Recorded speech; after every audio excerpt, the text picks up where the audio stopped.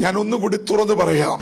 തകർന്നു പോകുന്നവനെ താങ്ങി നിർത്തുന്ന ദൈവശക്തിയുടെ പേരാ ദൈവകൃപ. ക്ഷീണിച്ചു പോകുന്നതിനെ ബലപ്പെടുത്തുന്ന ദൈവശക്തിയുടെ പേരാ ദൈവകൃപ. ഒരു സുപ്രഭാതത്തിൽ ശൂന്യതയിലേക്ക് എടുത്തെറിയപ്പെടുന്നതിനെ താങ്ങി നിർത്തുന്ന ദൈവശക്തിയുടെ പേരാ ദൈവകൃപ.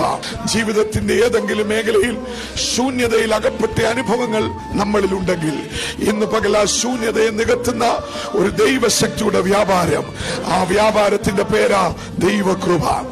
ഒരു ശുശ്രൂഷ വേണ്ടെന്ന് വെച്ചാൽ ഒരു ദൈവദാസന്റെ ചരിത്രം ബൈബിളിലുണ്ട്. നടക്കാൻ വയ്യ, സഞ്ചരിക്കാൻ വയ്യ, പോകാൻ വയ്യ.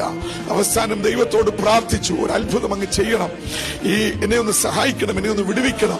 പക്ഷെ കർത്താവ് ആ ദൈവദാസനെ വിടുവിച്ചില്ല. അതിനു പകരം ആ ദൈവദാസന്റെ മേൽ ചൊരിഞ്ഞ ദൈവശക്തിയുടെ പേരാ ദൈവകൃപ.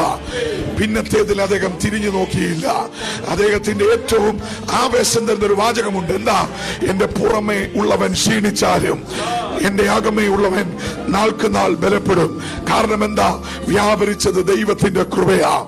വ്യാപരിച്ചത് ദൈവത്തിന്റെ കൃപയാ.